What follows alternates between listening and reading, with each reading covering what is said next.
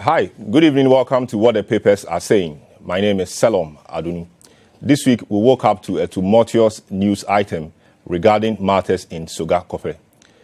An assemblyman for that area was killed in a very gruesome fashion. His death was wicked and beyond description. He was killed by assailants, people the public has alleged to be armed robbers. But it is not the death of the gentleman that has gotten a lot of us speaking or talking. It is the spontaneous reaction that came from the town folks. This evening, that matter is on the table for discussion. Also, government has made moves to implement its promise to ban used or salvaged vehicles, and it has proceeded to submit to Parliament a bill to amend the Customs Act of 2015. The question is, are we ready for the automobile industry? Indeed, 6 world-class companies, car manufacturing companies, have promised to set up plants in Ghana. And all these processes, many have argued, is in preparation for that. Are we ready as a country? What happens to our purchasing power and many other questions that have arisen in respect of this matter? Also, the coronavirus doesn't appear to be going anywhere. This week, Africa recorded its few cases, and the outbreak has been increasing across Europe. The president yesterday visited the Kotoka International Airport and a few other places, and generally he appears happy about Ghana's preparedness for the disease should it find its way to this country. The question is, are we ready? This evening we heard that there are some 2 suspected cases in the Ketu South district. The cases under investigation. How prepared are we? Are our borders secured? We will discuss that. Once again, this is what the papers are saying. And sitting in for a regular host, Vivian Kailoko, who is touring the country, enjoying, feeling, seeing, and feeling Ghana. We'll be back with the headlines. Don't go away.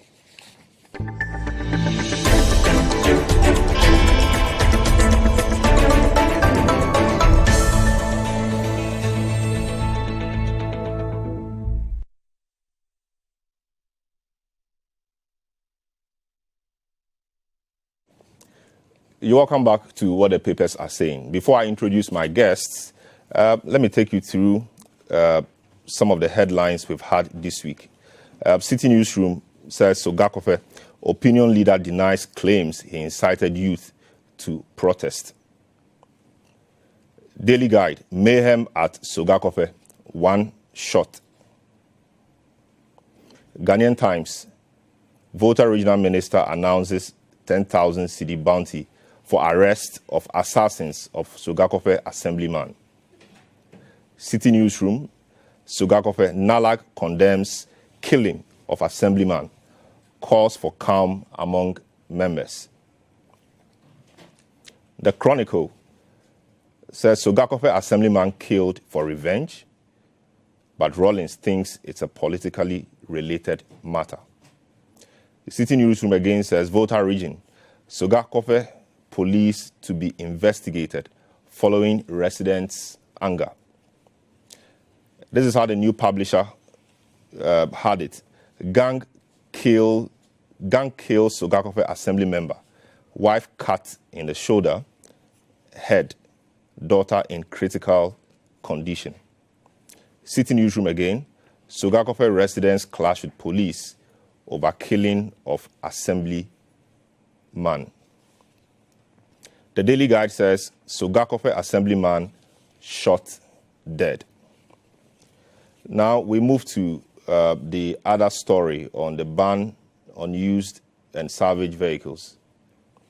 Citi Newsroom says banning import of used cars older than 10 years unfortunate, and that is from the automobile dealers.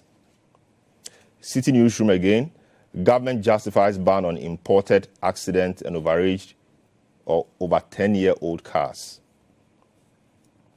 Citi Newsroom again, exempt trotros trucks from ban on used cars.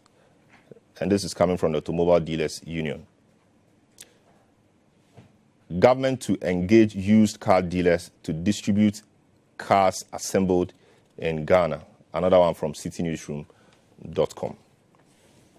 Let's go to our final headline for this week, and that's on the coronavirus and Ghana's preparedness. The Daily Guide reported Avle border on high alert for COVID-19. Citi Newsroom, Health Ministry to get additional 11 million Ghana cedis to prepare for coronavirus outbreak. Daily Guide, Nana storms Kotoka over, quote, Chinese Ebola.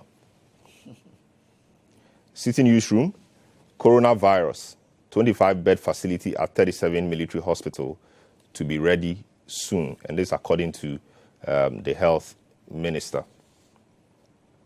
Ghanaian Times says, I'm satisfied with our preparedness to combat coronavirus disease. And that's coming from the President of the Republic. Again, Citi Newsroom says, claims we don't want to be evacuated false. Ghanaian students in China. The New Crusading Guide, coronavirus preparedness. Akufo-Addo storms airport and others to check measures. The Daily Statesman, 2.8 million Ghana cedis for coronavirus fight. Government commits to capacity building at national, regional, and district levels. The Finder, One Ghana movement proposes 7 ways to get Ghana ready for COVID-19.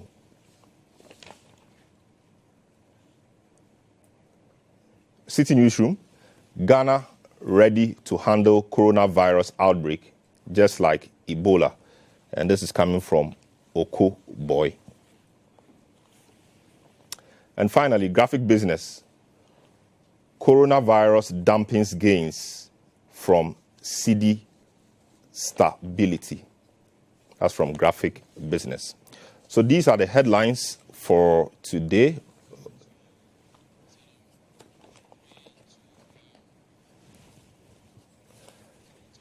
Yes, so these are the headlines for this week. Very interesting headlines from the 3 major stories. And so I will quickly introduce my guests for this evening, and then we'll begin the discussions. So my guest tonight, Bernard Koku Avle, General Manager of Citi FM, Citi TV, and host of the Citi Breakfast Show. Hi, Bernard. You're welcome to the program. Thank you, Selorm. And Ebenezer Afanyi Dadzie, who is head of Citi Business News, is also my guest today. Eben, welcome to the program. Thanks for having me, Selorm. Yes, gentlemen, the week started on a very sad note. We had an unfortunate incident of hearing about the death of this young Assemblyman, Marcus Ajagli, who was killed in a very gruesome manner, shot about 2 or 3 times by armed robbers, if you like. And the reaction that followed was very spontaneous. The youth of the town, very angry, marched to the police station, blocked roads, etc. Let me start with you, Bernard. Were you surprised at the outburst and the spontaneous nature of the protest which greeted the death of this young man and some of the issues that young people have raised? Thank you very much, Selorm. We heard of the protest on Sunday because we had set off around 8:45 from Accra to the Volta region, and around 10:30, my team said, well, we are stuck at the Sogakope border, the Sogakope bridge. That's when we learned that there was an outburst, a protest that had led to the blockade of the bridge. We then started seeing videos and photos of the killing that took place in the wee hours of Sunday morning. I have 3 quick comments to make. The first one is the nature of the killing, based on what has been described and based on what the police themselves have said. It is very gruesome but not shocking anymore. If you follow the news, in October last year, there was a killing of one Mark Ofori, and I'm sure Eben has more information on this because it happened at Fijai in the Western region. He is a treasurer of the MPP. They stormed his house, shot him, didn't take anything. Now, I won't say, I don't have figures to tell you that whether this particular kind of killing is on the rise or on the decline. But what I can say is that the police reaction is very typical. So they'll first visit the house of the person, either the IGP or some senior people will go and commiserate. Then they'll announce a bounty. Depending on the prominence of the person, it can be 10,000 or 20,000. Then they'll say they've begun investigations. And then hopefully the media will forget about it, and then everybody will move on with their lives. This is typically what tends to happen. Now, although I do not endorse vandalism, I think what the people in Sogakope have done is to say that this is becoming too many. And what we have seen in Ghana is that until you get national attention for your local issue, nothing happens. Whether it's a road, whether it's water, whether it's crime, if you don't bring the country's attention to it at the national level, local government, local authorities don't do anything. So blocking a main road for 2 days was how they managed to get major media houses to go there.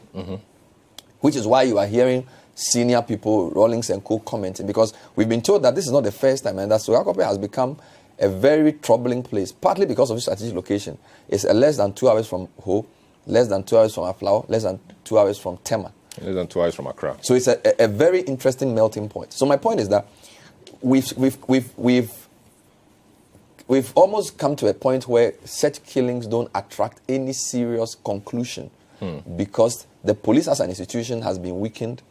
The structure of the police system does not encourage whoever is IGP to lead any serious reform because they are tied to certain interests. They don't have the security of tenure they are supposed to have.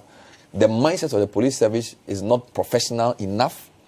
The police is not responsive enough. I mean, if you listen to what happened, that for 45 minutes or more, somebody was under, a whole house surrounded, shooting, and all these things.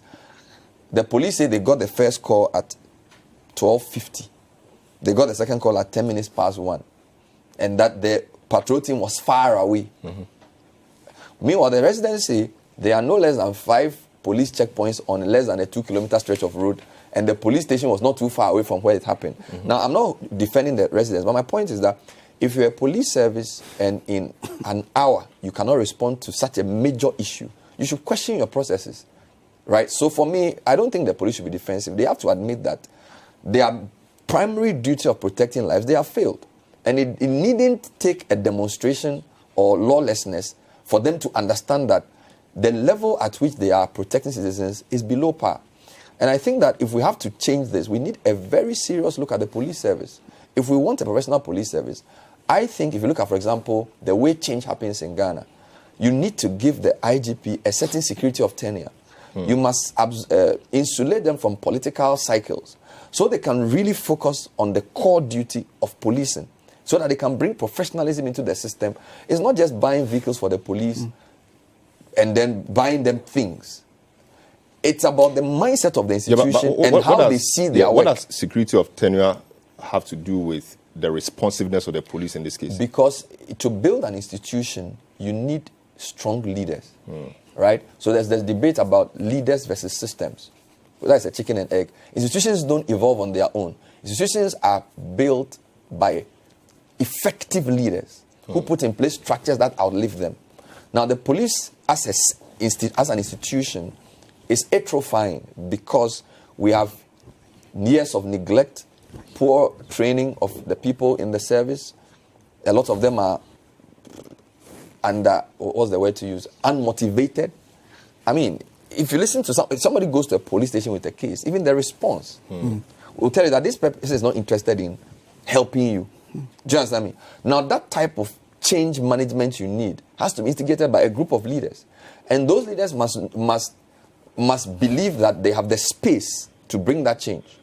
Because some of the problems the police service faces will even have to do with political people. We are looking at vigilantism, right? If the president can fire me tomorrow morning, if I want to do far-reaching reform and say, I'm not going to recruit foot soldiers into the police service again, we are going to increase the quality of those who come into the service, and we need this type of resource. You are not going to change it just because you are a determined IGP. It's a whole institution that needs to be reformed over years. I'm saying that My other comment is that, these people who get into these positions, no matter how independently the system that produces them is, they are a product of the system. So we have the EC, for example. The EC chairperson is guaranteed some independence and security of tenure. But because of the system that produces such so-called independent people, they usually or allegedly tend to pander to the whims of caprices of the regimes that appointed them. And we saw that in the last EC regime, at least from allegations or what the opposition at the time did. And we are seeing this now. So is it not the mentality of the Ghanaians and about how distrusting we have become of the powers that will make or facilitate the process of making these appointments? Quick comment on that before Eben comes in.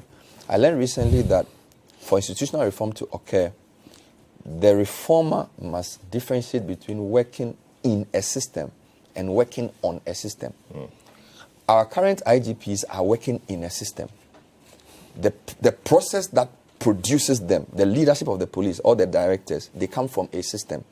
So they are minded to change as little as possible, not to offend too many people, and just keep the system running. What we need is somebody who will work on the system, right? So like, if you look at someone like the Auditor General, he's trying to work on the system, within the system.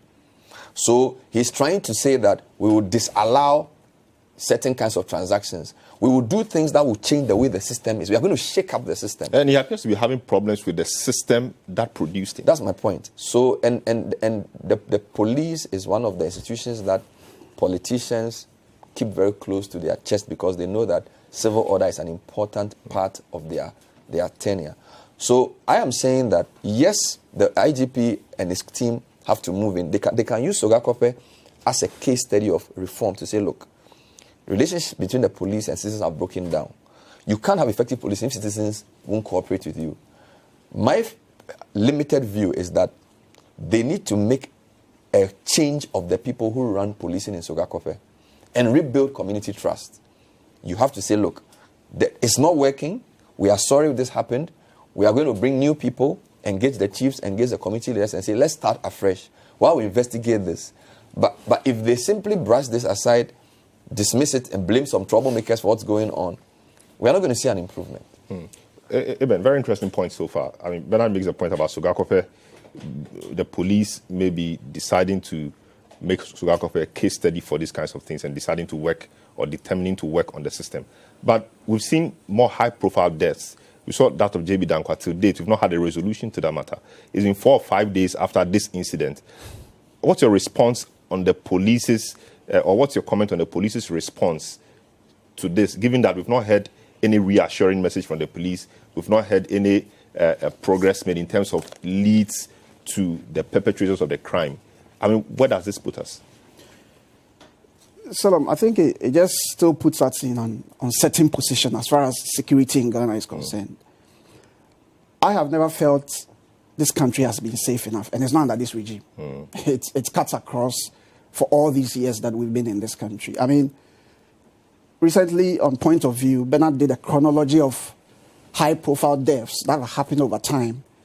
And if you look at those cases, they've ended nowhere.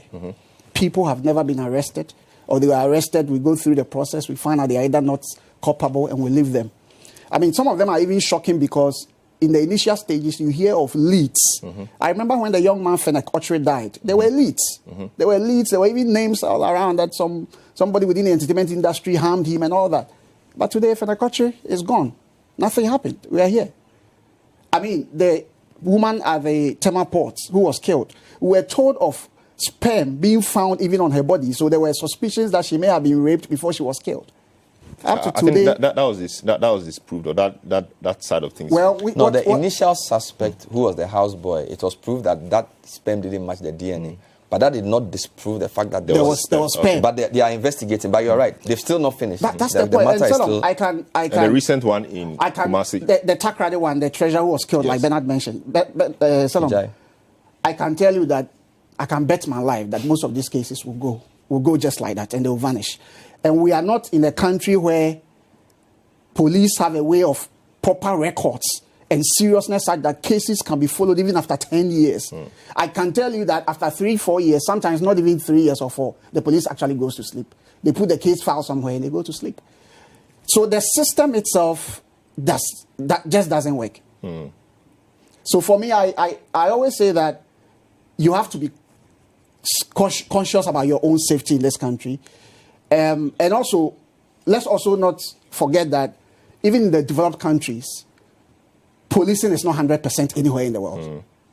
Policing is not 100% anywhere in the world. But then we need to see a certain level of some progress that we are making in terms of safety of Ghanaians, in terms of security.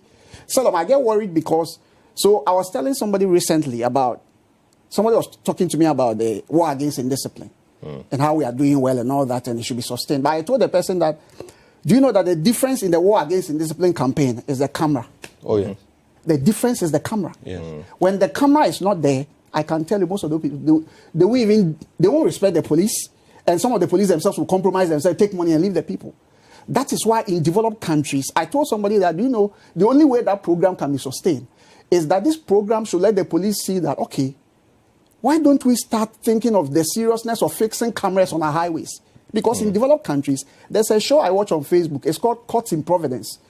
It's done by Judge Caprio, a very popular judge in the US. Now, it's a motor court. So all he does is sit on road traffic offenses, road traffic cases. When you come to the court, Selorm, your video is shown to you. If you jump the red light, you are captured. They show you the video. But do you have the infrastructure to support that? We are not ready to solve problems in the most sophisticated and sustainable ways in the long term. That's the problem. We like piecemeal approaches. That's the problem. But recently we were told that the police were procuring some cameras. Selorm, a lot of it is talk. But if we want to fight crime seriously, I don't know how many times in Ghana you have found CCTV capture people at crime scenes. How many highway robberies don't happen every day? People are killed on the highways every day. But you see, so I think that the system, we actually don't have a system. We don't have a system. And I think, like Bernard said, we also know that there's a bigger problem with the police in terms of the mindset, in terms of the attitude. We know the interferences politically that also affect their effectiveness. The problems are they are huge, like they are interconnected. For me, the Sogakope incident is very sad. Like, in fact, when I read the story that 8 people could attack one man, and I'm asking myself, is it the police really need to tell us whether this was contract killing or it was just they went there to steal money? Because, Bernard, even if you enter a house to rob a man and you have a gun and you are even one person, you can easily rob and go. 8 people with machetes. And that's an interesting point. It's a bit surprising. So I'm asking myself, what has this guy done to them? Yes, I think there's more to it, and the police needs to really dig up. Very well. So former President Rawlings, for example, issues a statement and said some very interesting things. He said, so in a statement signed by his outfit, the ex-president expressed disgust at the trend of violent attacks in the South Tongue area, describing the killing of the assembly member as a politically related murder. Flight Lieutenant Rawlings urged the residents to exercise their right to anger and protest, but not to express their anger in the wrong direction or through the wrong action. He continues. So the attackers of the assembly member, the statement continued, refused to accept an offer of 30,000 Ghana cedis from the victim's wife in a bid to save his life, insisting money was not the reason for the attack. They subsequently snatched the money only after they had shot, stabbed, and killed him. So I think this ties in with your point that the killing was very emphatic. He was shot in the head, shot in the left part of his chest where the heart is, and then, butchered literally. And they ensured that he was dead before they left. Ben, I don't know what to make of this and what Ronnie has said. For me, what makes this so disappointing is the fact that not only do we have images of the graphic nature of the killing, but not too far away from where it happened, you would see police barriers where police people are up to no good. Do you get my point? That's what makes it annoying. That when we need to be saved, you are nowhere to be found. In a 5-kilometer stretch, you have 5 or so barriers pointing torchlights in people's faces, asking them for money. I mean, for me, the culture of a place is the behavior its leaders allow. If the police hierarchy continue to tolerate the little foxes of collecting 1 Ghana cedi from drivers, How can you get people's confidence to even give you information? You offer a bounty. Who will give you information? When people go for information and later on they find out that criminals are after them. So you see, we always throw money and hard things at problems. What you need to, the most important part of change is the soft part. The perception and the mindset and the behavior of the police people. You get me? So if people don't think the police are up to any good, why would they give the police information? What would 30,000 do if they come and kill me tomorrow morning? You see, so it's a tired approach. It's disappointing. And what is very disappointing, I haven't heard the Interior Minister say anything. National Security Minister say nothing. A whole West African highway has been blocked for 2 days. Silence, you see, it is leadership is not position. It's not talking. When situations happen, that's when leadership emerges. So all those in the chain are failing. A whole community has somebody gruesomely killed. 2 days of protest. We have a live TV show showing what has happened. What has the Interior Minister said? But, I mean, the regional minister has been there. What has he said? And tried to calm tempers. Has the regional minister even spoken to the media? Has he addressed the community? They went to some meetings on RECSEC meeting. What is the purpose of leadership? It's not to instill public confidence. Very well. But I'll cut you right there. So we'll take a quick break. When we return, we'll conclude on this matter. This is what the papers are saying. The show is live and interactive. Our WhatsApp lines are displayed on the screen. So if you have a comment on the discussion so far, you can send them through and we'll share them with the rest of the world. Don't go away.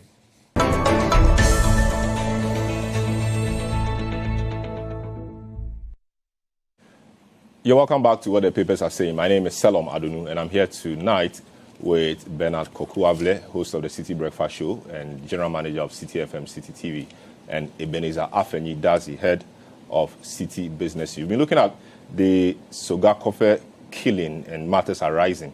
And just to conclude quickly, I mean, the residents claim that they called the police for about over 45 minutes. They couldn't come. The gentleman in question was killed before they arrived at the scene. I think it calls into question this whole talk about Ghana's emergency response system.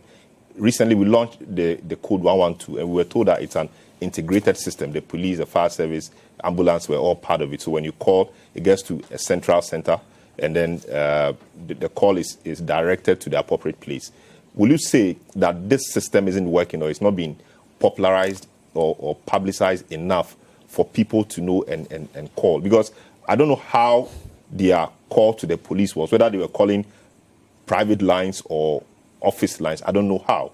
But one may think that with this system, once you call the official, the central code or the code, you know, the appropriate person should be discharged to you quickly. Do you think that it's not been made popular enough, or you think there's a mix-up somewhere? Selorm, I think sometimes a lot of these fine policies are good on paper, but in practicality, it's always a challenge in this country. And also, I think there's a certain amount of how the mistrust for the police service plays. In this case, I'm told the police said they didn't have a car. I don't know how true that information is, but that's the information. But that's from the people. Yeah, so they claim the police said they didn't have a car when they called. Now, that also then brings to the point of logistical challenges the police faces. But Selorm, do you know that we have gotten to somewhere in this country that people even trust radio stations more than the police when there's an emergency? And they will usually call the radio station first. Sometimes, so because they believe when they call you, you will reach the police. When they try, they may not even get the police. So there's a bigger problem of trust. We have the logistical challenges. There's a problem of attitude with some of the police officers. You can walk to a police station and say, okay, somebody tried to rape me. If you're a young girl, they'll look at your face and say, what were you doing in the person's house? I mean, there's a bigger problem, and it connects to each other. Logistical, attitudinal, and then you have the mistrust point for the police. So I think that we have a bigger challenge to deal with, and until we deal with these things, we should forget it. Personally, I don't see this case getting anywhere. I think that we'll just make all the noise we're making, but also don't forget that in pushing for justice, if you push too much, we also have to be careful because there could be a miscarriage of justice. That's also the danger. In pushing for justice, you can go and arrest people, and before you realize, none of them is actually culpable. And sometimes, if we are not careful, you push in the wrong person. So I think that there's a bigger problem. So the police will always be going on a wild goose chase, and they never get almost anyone. Sometimes I even get surprised how the police is able to arrest certain people in certain cases. Because I know that they are dealing with a lot of manual systems. Yeah. And it's not easy for them. It's not easy for them. But are you not surprised that when one of their own is shot, They are very always swift find the and person? they get the person. Recently, the shooting at, I don't know why it was Kaswa. The gentleman shot 2 policemen. In the Kaswa area. But they found In the guy less on than his way to 48 Avle. hours, he was found on his way to Akusumbu. Yakusumbu. So we are not saying, you see, I think that a well-motivated police force can still do better if they have incentive to find the culprits. Because a lot of these people who do these killings are known, either by community members or the police and some of the work they do. The police, they are very cognizant. We know they don't have all the tools, but if they are really determined to find criminals, they will. So we need to also check their motivation and check the level of leadership. That's determining the lackadaisical attitude we are seeing from them. Very well. A few of your comments which have come in. This one from Richmond says, good evening. Even common street lights are not working. And your panelists are talking about cameras. KK from Bamboy says, possession of arms in this country is becoming common. People are proud to openly admit the ownership of weapons and how proudly they can utilize them. This one from no name. Gentlemen in the U.S., neighbors watch out for each other. It is not uncommon for a homemaker or a housewife, as you call them, to invite a police officer on foot patrol to come in and have a very hot cup of tea and cookies. Neighbor would call the police because there is a stranger in the property across the street. Here in Ghana, nobody wants to get involved. Interesting comments. Well, we move to the next issue, which is the ban on used and salvage cars. Indeed, government has made a number of comments in respect of industrialization and jobs. And this latest move, where government is seeking to amend the Customs Act of 2015, is seen as one of those. So what it means is that a number of world-class automobile companies, Toyota, Suzuki, Nissan, Renault, and a few others, have expressed interest in setting up plants here in Ghana. And indeed, we are told that by the end of the first quarter, one of them should start, somewhere around August, another should start, etc. So government is going to Parliament to seek an amendment to the bill, or that bill, to the Customs Bill, or the Customs Act, to frustrate the importation of, or to ban the importation of used vehicles which are more than 10 years old, and what we call accident cars or salvage cars. A number of comments have been made in respect of this. Various stakeholders have spoken. While some are happy, others think that it may be rushed and government should hasten slowly. Bernard, let me start with you. Do you think we are ready for this? You know, the interest from these car manufacturing companies across the world. It appears they found something in Ghana and they are all rushing to come. And are we ready for this rush and the manner in which our government is seeking to do it? All right, I'm not sure I would say this is rushed. What I want to do is to discuss this not from the perspective of what just happened in Parliament. So in Parliament, there was a discussion around the customs law and an amendment of parts of the law as a preparation for the setting up of the automotive industry, which is guided by the Ghana Automotive Development Policy. So discussing this from the point of view of simply some garage owners saying they don't want us to ban import of more than 10-year-old cars and accident cars is a very limited way of looking at the whole issue. And I think because of the way it was controversial in Parliament, we, the media, have led with that. But I think to do a better job on this issue, we need to look at the overall government automotive development policy, where government say they want to set up the assembly and manufacturing of vehicles and vehicle parts in Ghana. Now, I'm going to give you what I think is good about this and what I think is bad about it. What is good is three things. Number one, any attempt to salvage foreign exchange by using import substitution and export development is a great idea, where instead of simply importing things, you manufacture them here, is a great idea. And the fact that government is prepared to lose 800 million cedis in tax revenue in the short term and counteract that with jobs created by incentivizing people to set up not just vehicle plants, but vehicle part assembly plants, is a good thing in principle, right? So the idea is that we can't just be importing finished products and just bring them here. We have to manufacture. And when you manufacture, you create jobs. And it's not just jobs you create. You are also building, for example, technical universities, KNUST, industry, academia, skills transfer is great. Good. So that's the good thing. But what's my concern? Who is driving this? Is this being driven by the fact that we've realized that our public transportation is inefficient and therefore we think that we need better cars? If it was a public transport driver, then you wouldn't start, because if you look at the policy, and I quote, will focus on the manufacture of small cars and minivans, right? It doesn't talk about buses or high occupancy vehicles. That's my first issue. So the policy deals with the smaller private cars first and then pickups. Not, why am I saying this? If you look at our transportation sector, if you want to solve transportation as a problem in Ghana, you obviously want to have higher occupancy vehicles, which brings me to Neoplan. So my first view is this. It looks like it's the Volkswagens, the Nissans that are driving this, and not we ourselves who are saying, look, all these small cars that are driving around are not solving our transportation problems in our country. So let's focus on bringing in, because don't forget, Neoplan was started by Germans. So you say, okay, we already have a Neoplan. Neoplan had to beg for a meeting with government to save it, right? No, so if you are tying your automotive development policy with solving the transportation problem, and you have a BRT system, you will not be procuring buses from Korea. You rather revamp Neoplan, but your policy doesn't even mention, in fact, if I could quote, the policy will start with smaller vehicles. This is the policy itself. And it says that later on, they will think about trucks and buses. So the policy doesn't even contemplate buses. That's my first problem. Okay, number two, the level of tax incentives being given to these vehicle manufacturers. Where is the cost-benefit analysis to show that the amount of jobs we will hopefully create and the revenue that will come in merits the level? And let me give you an example. So there are 3 levels of auto manufacturing plants that are coming in. All right? They call the first one SKD, the second one enhanced SKD, and the third one CKD. Enhanced SKD will get 5-year tax holiday. The CKD will get 10-year tax holiday. That's corporate tax. Other tax incentives. Exemption of import duty and related charges of any plant, machinery, equipment, or parts of the plant. Right? Waiver of import duty and domestic levies on imported SKD.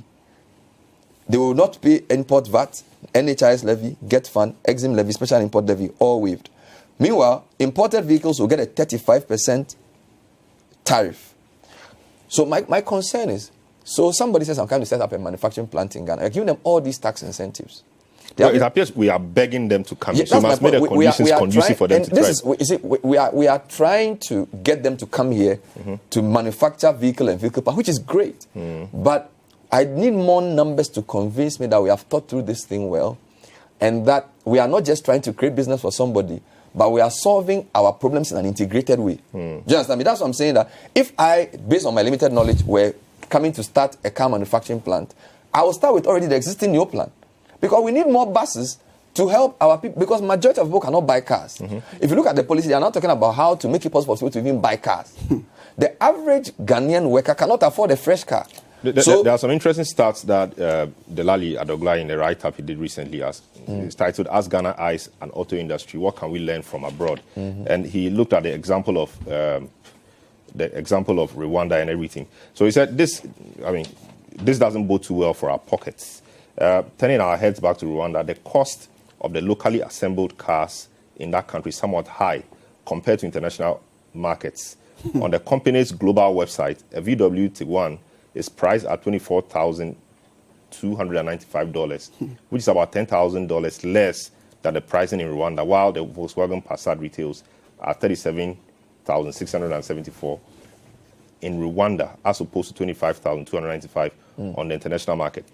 Talking about the financial muscle, he also said that he made an interesting point about jobs, the kinds of jobs that people who get from the industry, who purchase or who will be able to purchase vehicles must do. So, for example, he mentioned the fact that the Encyclopedia of the Global Population and Demographics explains that vehicle sales in a region starts to rise when local annual incomes reach half the price of a new vehicle. So the local annual incomes of the people who want to buy it should reach about half of the price of the new vehicle. He said in the U.S. auto market, the average price of a new car in 2016 was approximately $34,000, and the average price for a new subcompact car, like one seen being used by ride-hailing apps like Uber, was approximately $17,000.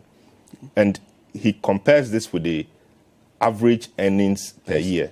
So by this formula, local incomes would need to be at $8,500 per year for reasonable demand. So I think it ties into a point you're making about the purchasing power.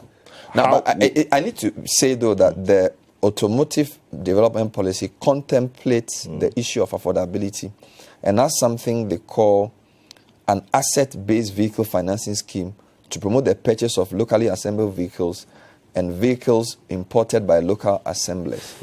Now, the point is very clear that having them set up here, giving them all these tax incentives, will not necessarily translate into we buying those cars first. And whether we can even afford them. And it may not even solve our overall transportation problem. For me, though, the idea that we are manufacturing cars here is great. The idea that we'll have skills transfer is good. But we need to think about the immediate consequence. Now, don't forget that this has been framed as, we are just banning import of 10-year-old cars above, and also cars which are of a certain accident type. But if you look into the policy very well, they will make it difficult for even the importers of normal cars, like the companies on the graphic road, the kinds of taxes they will have to pay. Eventually, all of us will have to start buying locally made cars. It's a very ambitious policy. I hope they've thought through well and done the numbers well. And I hope, as you say, income levels rise enough to merit the investment. But based on what is happening to Neoplan, I don't think the person driving this policy is thinking in an integrated way. And they are yet to convince me that they have thought about the various problems they are supposed to solve. They may solve one problem by creating another, which is my concern with this policy. Very well. Eben, let me bring you in quickly. It appears that this whole thing is just a preparation for foreign brands to enter into a market. We've also heard comments about what exactly is being done for indigenous companies like Kantanka, who over the years have been screaming for government assistance, and some of the things that government is offering these big brands now. People have raised a concern that granting them a level playing field will disadvantage brands like Kantanka because they are smaller, and so will constrict their growth. Indeed, a texter says that this ban is not good, but is it not to create space and market for the foreign car manufacturers such as VW, etc.? That's what it is. Always strings attached. Ghana. That's from Emil. Where do you place this whole thing? Is it just opening the door for foreign companies? And what can we be doing for companies like Kantanka? Should they be given some favors, as opposed to what the others are getting? Well, I think that, of course, the indigenous companies should get an upper hand in terms of some reliefs and whatever. And in this case, Kantanka in particular has been promised a lot. Recently, when we did a story, they were talking about the fact that they were still calling on government to fulfill the promises it has made to them in terms of their support.